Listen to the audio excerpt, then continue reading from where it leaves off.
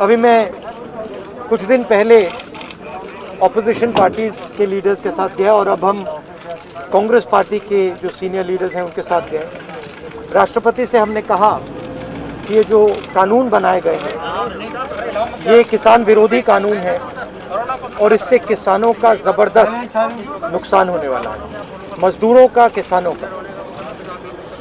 सरकार ने कहा था कि ये कानून किसान के फायदे के हैं और देश को दिख रहा है कि किसान कानून के खिलाफ खड़ा हुआ है। और मैं प्रधानमंत्री जी से कहना चाहता हूं कि ये किसान हटेगा नहीं। प्रधानमंत्री को ये नहीं सोचना चाहिए कि किसान और मजदूर घर चले जाएंगे, नहीं जाएंगे जब तक ये कानून वापस नहीं लिया जाएगा। जॉइंट सेशन कीजिए और कानून को एकदम वापस लीजिए, क्योंकि किसान वापस नहीं जाने वाला है। और हम सब, विपक्ष की सब पार्टियां किसानों के साथ, मजदूरों के साथ खड़े हैं और खड़े रहेंगे। जिस प्रकार से ये कानून पास किया गया वो भी बिल्कुल गलत था। बिना डिबेट किए, बिना किसानों से चर्चा किए, बिना मजदूरों से पूछे ये कानून ऊपर से थोप दिए गए और इन कानूनों को हटाना ही पड़ेगा, विद्रॉ करना ही पड़ेगा। हम 3 लोग राष्ट्रपति के पास गए हैं, बट हम करोड़ों सिग्नेचर्स लेके गए। हम किसान की आवाज राष्ट्रपति जी को तक ले गए। सर्दी का मौसम है और पूरा देश देख रहा है कि किसान दुख में है, दर्द में है और मर भी रहे हैं। प्रधानमंत्री को सुनना ही पड़ेगा। और मैं एडवांस में चीज बोल देता हूं, मैंने कोरोना के बारे में बोला था कि नुकसान होने जा रहा है। उस समय किसी ने नहीं बात सुनी और आज मैं फिर से बोल रहा हूं, किसान के सामने, मजदूर के सामने कोई भी शक्ति नहीं खड़ी हो सकती है।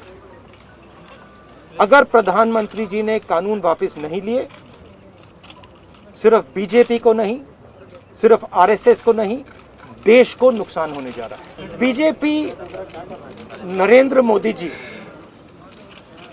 का एक ही लक्ष्य है और वो किसान समझ गया है, मजदूर समझ गया है।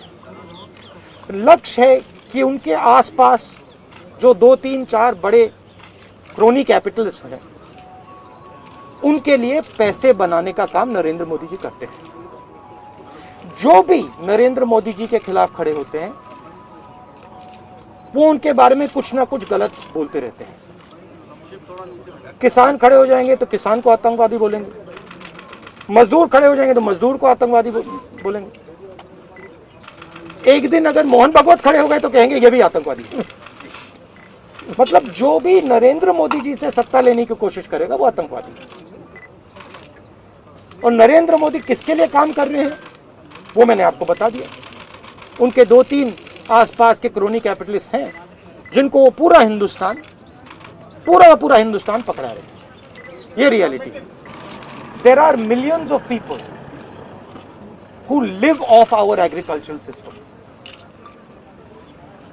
Large percentage of our people live off our agricultural system.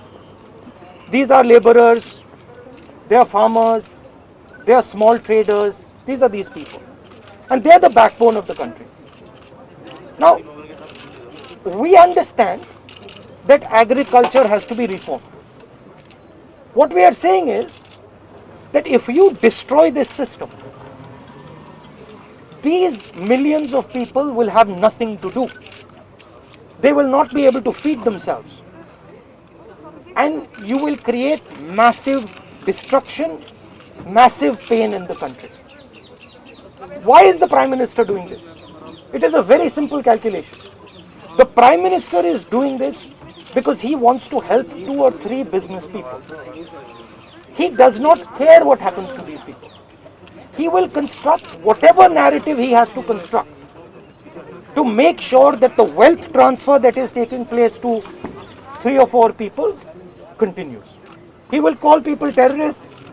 he will call people anti-nationals, he will call people criminals, he will do whatever he has to do to transfer the wealth from these people, the backbone of this country, to those people, 3 or 4 of them, 5 of them. That's the crux. And we are fighting this. We are saying that in India, where you have destroyed the agricultural system, will not function. Just like I said, take Corona seriously. Corona is going to kill people in massive numbers if you do not act. At that time they said, scaremongering. Now they're not saying scaremongering.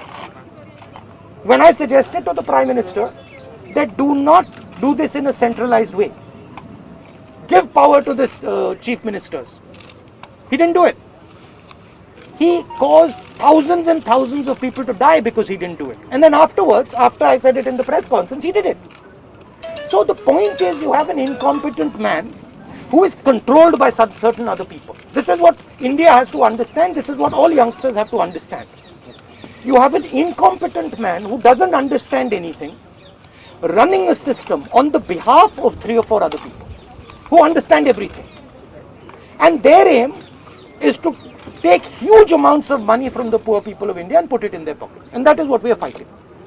And frankly, it doesn't matter what you think right now, because all of you will face this. There's not going to be a single person in this country who's not going to face this. If you're a farmer, you will face it. You're a small businessman, you will face it.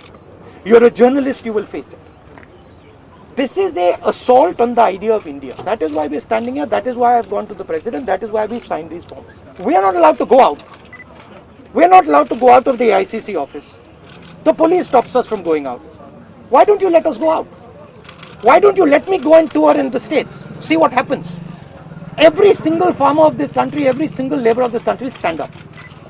But आप police लगवाते हो, हाथरस जाते हो, arrest करते हो, तो AIC से हमारे MPs को बाहर नहीं निकलने देते हो, और फिर कहते हो कि भैया मतलब सब कुछ ठीक है. और prime minister needs to realise that there is a limit to this. आपने थोड़ा सा करना है, आपने 2-3 लोगों की मदद करनी है, थोड़ा सा करना है, आप कर सकते हो. बट जिस प्रकार से नरेंद्र मोदी कर रहे हैं, मैं फिर से दोहरा रहा हूं, हिंदुस्तान के किसी भी युवा को रोजगार नहीं मिलेगा. सारे छोटे बिजनेस, सारे मिडिल साइज बिजनेस खत्म हो जाएंगे.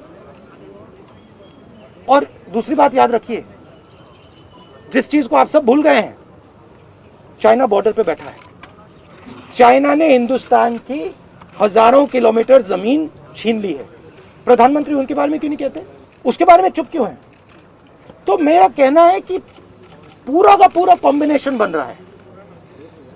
एक तरफ आप अपने सिस्टम को तोड़ रहे हो, आप अपने लोगों को लड़ा रहे हो, आप अपने किसान को मार रहे हो, मजदूर को मार रहे हो, और दूसरी तरफ बाहर से फोर्सेस देख रही हैं, कह रहे हैं कि बहुत अच्छा है, नरेंद्र मोदी हिंदुस्तान को कमजोर कर रहा है और हमारे लिए अच्छी अपॉर्चुनिटी बनने जा रही है. मैं देश को बता रहा हूं, मैं वार्निंग दे रहा हूं कि आप देखिए क्या हो रहा है. और मैं आपको भी कह रहा हूं, प्रेस वालों को भी कह रहा हूं, मैं समझता हूं कि आपको सैलरी मिलती है और आपके लिए बहुत मुश्किल है. मैं समझता हूं बात, इसलिए आप नहीं कह पाते हो जो आपको कहना है. मगर आपके देश को, हमारे देश को बहुत जबरदस्त नुकसान होने वाला है. बहुत डेंजरस रास्ते पर यह देश चल रहा है. कांग्रेस के तमाम एमपीज को इंक्लूडिंग प्रियंका जी को भी जो है डिटेन करे, उसका आपको वो तो तरीका है, इनका तरीका है डिटेन करना, मारना पीटना, ये इनका तरीका है. बट हम नहीं करते. करना आपको लगता है सही है? ये आप किस देश की बात कर रहे हो? ये कौन सी देश की बात कर रहे हो? डेमोक्रेसी या मतलब कौन से देश की बात कर रहे हो? इंडिया की बात कर रहे हो? इंडिया में कोई डेमोक्रेसी नहीं है. डेमोक्रेसी इंडिया में ये मतलब आपके इमेजिनेशन में हो सकती है, मगर रियलिटी में है नहीं. आप एग्रीकल्चर फार्मर थी, अब आप जर्नलिस्ट हैं, है ना? तो आप जानते हो कि आपके फादर ने इन्वेस्टमेंट किया या नहीं? नहीं, मैं तो जानती हूं, लेकिन अरे मैं आपसे पूछ रहा हूँ, आप देश की महिला हैं, आपके पिता ने इन्वेस्टमेंट किया ना? मेरी मदर फार्मर है, उन्होंने इन्वेस्टमेंट किया ना? किसके लिए इन्वेस्टमेंट किया? क्या इन 2-3 लोगों के लिए इन्वेस्टमेंट किया? 24 घंटा इन्वेस्टमेंट करते हैं और उधर इन्वेस्टमेंट कहीं और जाता है, रिटर्न कहीं और जाता है. Thank you.